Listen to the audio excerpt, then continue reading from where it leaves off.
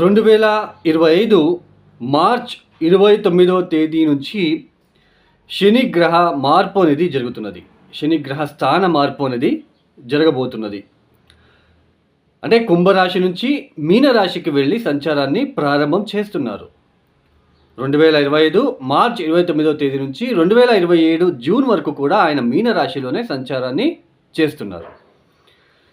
ఏదైతే ఈ ఒక శని ఒక సంచారం ఉన్నదో దీని వలన ద్వాదశ రాశుల వాళ్ళకి ఎలాంటి స్థితిగతులు ఏర్పడుతున్నాయని తెలుసుకుందాం.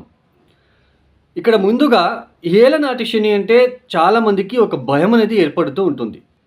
అంటే వాళ్ళకి ఏ కష్టం వచ్చినా కూడా ఏలనాటి శని ఎఫెక్ట్ అని అనుకుంటూ ఉంటారు. ఆ ఒక మైండ్ సెట్ అనేది క్రియేట్ అయిపోయి ఉంటుంది. ఇక్కడ ఎందుకు అలా క్రియేట్ అవుతూ ఉంటుంది? చాలామందికి ఏలనాటి శని సమయంలోనే వాళ్ళకి చాలా ప్రాఫిటబుల్గా జరిగి ఉంది. నేను చాలామందికి చూశాను. ఎందుకు ఏలినాటి శని జరిగినప్పటికీ కూడా దశాభుక్తి ఫేవరబుల్గా ఉంటే, దశాభుక్తి కనుక మీకు మంచి ఒక దశాభుక్తి జరుగుతూ ఉంటే పెద్దగా ఇబ్బందులు రావు. మరియు మెయిన్ అష్టకవర్గ బిందువులు చాలా ఇంపార్టెంట్ అండి.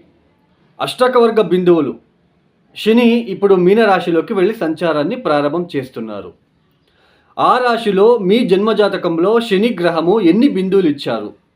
ఏ 0, 1, 2 ఇచ్చి ఉంటే ఇట్ విల్ ఫేస్ ట్రబుల్స్ ఉంటుంది. ఏ 1 బిందువు ఇచ్చి ఉంటే, 0 ఇచ్చి ఉంటే చాలా ట్రబుల్స్ ఉంటుంది. ఏ 4, 5, 6 4 బిందువులు, 5 బిందువులు, 6 బిందువులు ఇచ్చి ఉంటే ఆయన అక్కడ ఇబ్బంది ఎక్కువ పెట్టాడు.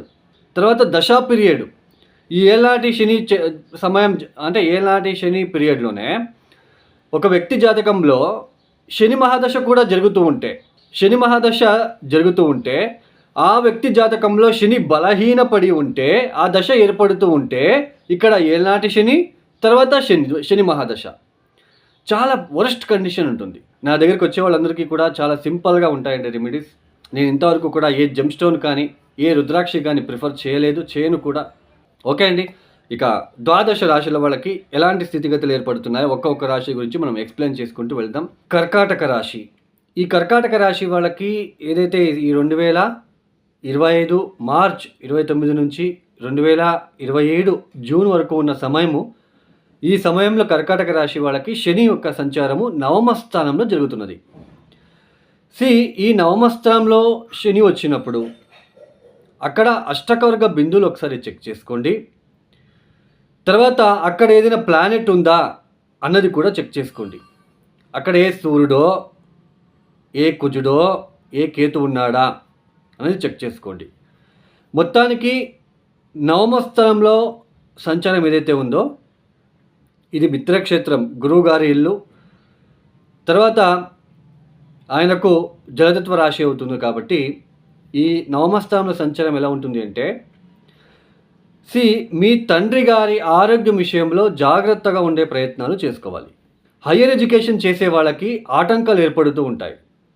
ఒకవేళ అక్కడ అష్టకవర్గ బిందువులు బలిష్టంగా ఉంటే 4, 5, 6 ఉండి అక్కడ ఏ ప్లానెట్ లేకుండా ఉన్నట్లు కనుక అయితే చాలా మంచిది.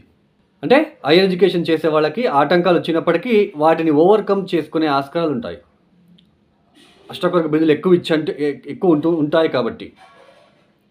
తర్వాత ఈ ఫారిన్ ట్రావెల్స్ చూపిస్తుంది. ఫారిన్ ట్రావెల్స్లో కూడా ఆటంకాలు వచ్చినప్పటికీ ఆ ఆటంకాలని అధిగమించి ముందుకు సాగే ప్రయత్నాలు చేస్తారు. అదే ఏ 0, 1, 2 బిందువులు ఇచ్చి ఉంటే దీని నెగిటివ్ ఇంపాక్ట్ ఎక్కువగా ఉంటుంది. అంటే వీసా రాకపోవడము, హైయర్ ఎడ్యుకేషన్ చేసే వాళ్ళకి చాలా ఆ కాన్సన్ట్రేషన్ లెవెల్ తగ్గిపోవడము, స్టడీస్ మీద కాన్సన్ట్రేషన్ తగ్గిపోవడం లాంటిది. తర్వాత ముఖ్యంగా పిత్రార్జిత ప్రాపర్టీకి సంబంధించిన విషయంలో ఇబ్బందులు పడడము, సోదరులతో చాలా స్ట్రగల్గా ఉంటుంది. ఈ సమయంలో మీ తమ్ముడితో, చెల్లితో ఒక బాంధవ్యం అనేది లోపించడానికి ఆస్కారం ఉంటుంది. మీ చుట్టూ ఉన్న వాళ్ళు నైబర్స్తో మీకు కొద్దిగా అప్పుడప్పుడు ఆటంకాలు, ఇబ్బందులు ఏర్పడుతూ ఉంటాయి. ఏదో ఒకటి స్ట్రగల్ ఏర్పడుతూ ఉంటుంది.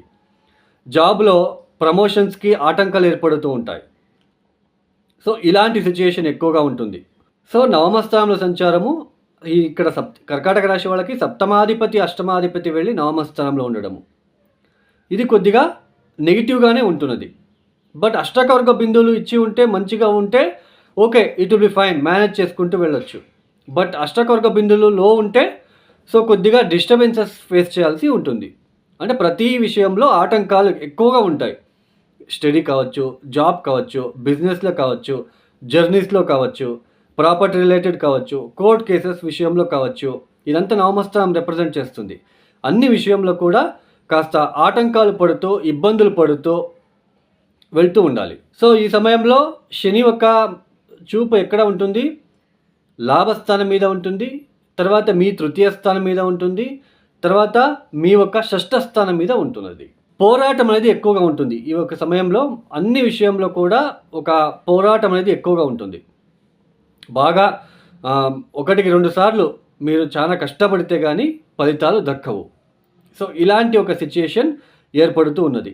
అయితే అష్టమ శని దోషం ఏదైతే అష్టమ స్థానంలో ఉన్నప్పుడు మీకు ఇబ్బంది పెట్టాడో అలాంటి పూర్తి ప్రమాణంలో నెగిటివ్ ఇబ్బందులు ఉండవు కానీ, బట్ నవమ స్థానంలో అయితే ఇలాంటి తండ్రి గారి ఆరోగ్యం విషయంలో, లేదా మీ ప్రమోషన్ విషయంలో, ఇంక్రిమెంట్ విషయంలో, రావాల్సిన అమౌంట్ విషయంలో, లేదా ఈ జర్నీస్ చేసే విషయంలో, నేను ఎక్కడో వెళ్ళి చదువుకోవాలనుకున్న వాళ్ళకి కొద్దిగా ఆటంకాలు, సో హైయర్ ఎడ్యుకేషన్ విషయంలో కొద్దిగా స్ట్రగల్స్ ఫేస్ చేయడానికి అవకాశాలు ఉంటాయి.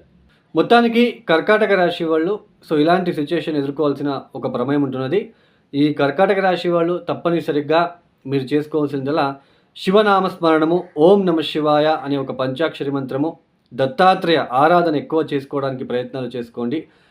అప్పుడప్పుడు త్రయోదశి రోజు శనిదేవుడికి ఈ యొక్క నువ్వుల నూనెతో, లేదా ఇక్కడ శనిదేవుడికి లేదా శివుడికి లేదా కాలభైరవేశ్వరుడికి నువ్వుల నూనెతో అభిషేకాలు చేయించుకోవడానికి ప్రయత్నాలు చేసుకోండి. ఈ యొక్క సమయంలో మీరు కొద్దిగా వృద్ధాశ్రమానికి వెళ్ళి కొద్దిగా మీకు తగిన సహాయ సహకారాలని కూడా అందించడానికి ప్రయత్నాలు చేసుకోండి. ఈ యొక్క వీడియో మీకు నచ్చితే లైక్ చేయండి, షేర్ చేయండి, సబ్స్క్రైబ్ చేసుకోండి. సర్వే జనో సుఖినో భవంతు. ధన్యవాదములు.